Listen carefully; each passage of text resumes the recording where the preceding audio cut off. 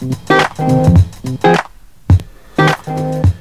everyone, this is Hugo from YouTube on Painting, and today I'm going to be doing a long-awaited tutorial on how to color blend or glazing, or there's so many words for this technique, or water wet mixing or something like that. So name it the way you want. It's just a technique that's going to be helping you blend your color together and make smooth transition between different color and highlighting and shadow. So today we're going to be doing a red cape or a red cloak on a Space Marine captain. Basically the colors that you're going to be needing for that, but now I'm working with red, right? So the color you're going to be needing will be bloody red, gory red, and you're going to need some black and white to mix in your colors. So the first thing you want to do is you want to start off by doing a base coat, which is gory red right now. You don't need to make a really heavy base coat, since probably with the other layers that you're going to be doing on this miniature, you're going to be covering most of the miniatures. So it's not going to be a problem if it doesn't cover fully, because when you're going in with your layers, you're going to cover everything. So the first thing you want to do once you did your base layer, the base layer right now is gory red, because we have bloody red, which is one highlight higher than gory red. And the colors we're going to be using to do this mix is going to be gory red mixed with some black to make the shadows, and then after that some gory red, straight up gory red, to work the first highlight. And then after that we're going to use some bloody red and gory red to make the second highlight, and then we're going to finish off with some bloody red and some white to do the extreme highlighting. So three types of highlighting on this one. And the first step you want to do is work with your shadows. So you want to dilute some bloody red, some gory red, mix in with some black. And you don't need to put a whole lot of black into it. Maybe for 2 drops of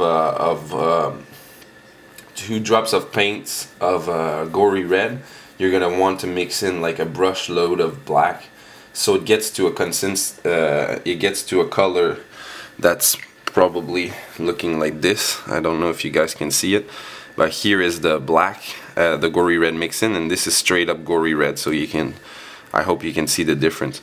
And you want to mix it up to a consistency that it's almost looking like a wash. So you want to mix in your color really well. And once your color is mixed up really well, what you want to do is put your brush into the paint. Then after that, tap it onto a sheet or a tissue, so you have almost nothing on your brush. And then you want to go in and paint in the recesses where your shadows are going to appear. And you're going to notice that this paint is really thin, so it's going to dry pretty quickly. So you just want to go in and work in your recessed area where your shadows is going to appear. And don't worry about the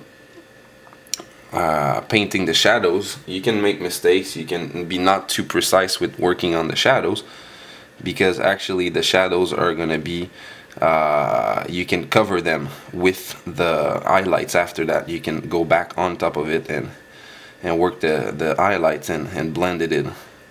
If you start with the highlight first, then that's where the problem is going to start, is that you're going to have your highlights and it's going to be hard to work your shadows after, compared to if you work your shadow first. It's going to be really easy to go in and after that take in and covering the highlights area. I basically want to go in and do like that. Since you're working with really thin paint, you can use an air dryer and go in just to make sure that your paint is really dry, because using this technique you're going to need to apply a lot of layers of paint, because you're actually working with almost a wash-like consistency paint wise. So it does dry really fast, but it does take a lot of coats to be able to match. And then you work your shadows like this. You start all the way from the most recessed area and then you work your way up to your almost borderline on your where your highlights are going to be here. So you start from the recessed area and you move your way up. So that way also you're always going to have more paint in the recessed area. So you always make sure, like you see right now, I'm just hitting the recessed area. So the recessed area is always going to end up more black or darkened than the areas which is higher up. Bear in mind that, you know, I'm painting for the camera, so it's a really awkward position for me right now to paint, but I'm trying to do as best as I can while still being able to be on the camera. So you want to work in your shadows like this. You want to go in and work in the shadows. While you're working with really diluted paint, it's really easy. Hold on a second.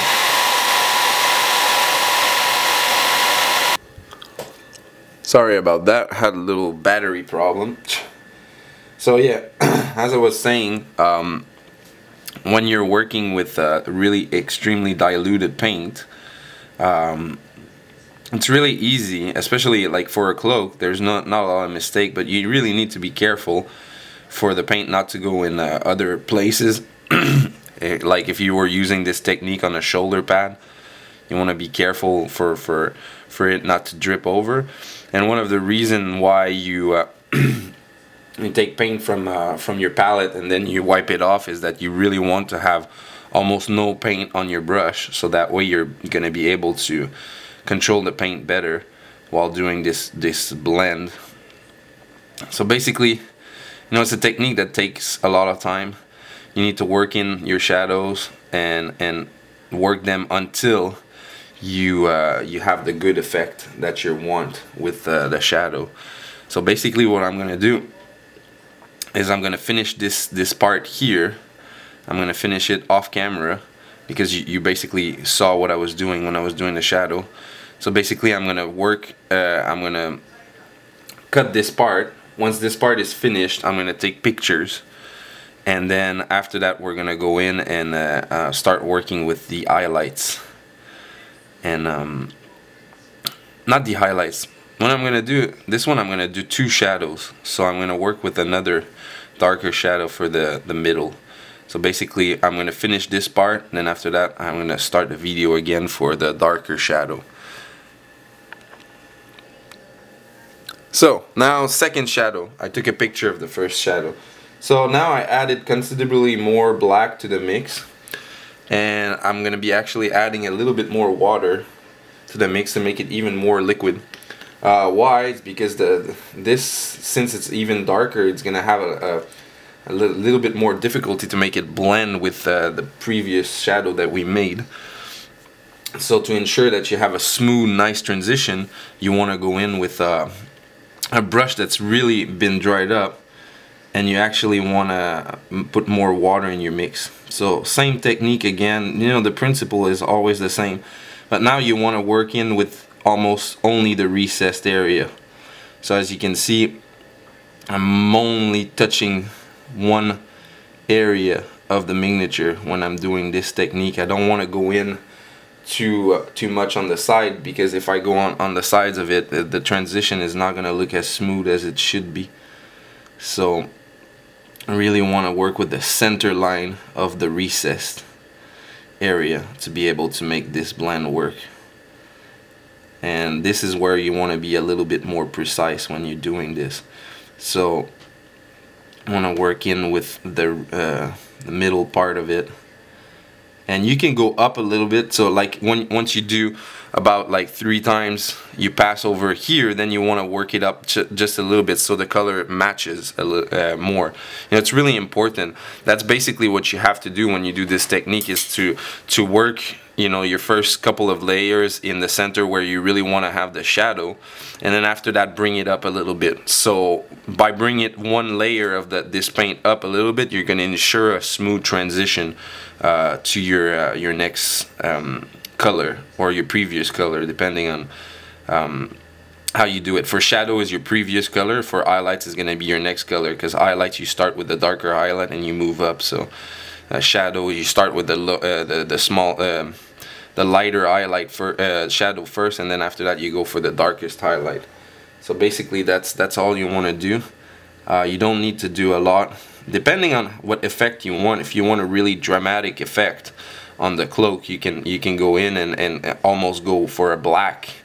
You know, you can almost turn these areas here in the middle black, so it's going to give a really dramatic effect. It's going to change color. But basically that's the first part for the shadow. So I'm going to take a picture again, and put them side by side, so you're going to be able to see what's the difference between the first shadow and the second shadow that we did. But you're going to see there's kind of a pretty big difference between both. Then what I'm going to do actually is I'm going to make this video part 1, which is going to be color blending the shadows, and then after that I'm going to do part 2, because it does take time and I really want to be thorough with this technique. Bear in mind that this technique works with any colors, so as long as you make sure that you're working with a color which is, like, for example here, if we take for example this, I'm starting with gory red, which is already a dark color for my base color. Then after that I'm mixing gory red with black to go in my shadows, and then after that I'm going for a bloody red, which is going to be my highlight colors.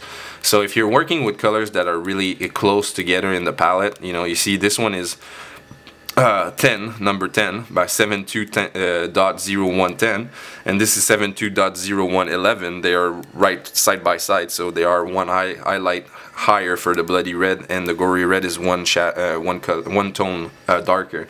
So if you're working with colors that are in conjunction, really close on the palette color wise, then it's going to be really easy to build that. So you can do this with blue, you know, midnight blue and ultramarine blue. You can do this with white. Whites is a little bit more difficult, because you need to use creams and stuff like that, so it doesn't do an effect quite as dramatic as this, but still it's workable. So I hope you like it. I'll see you on the next video.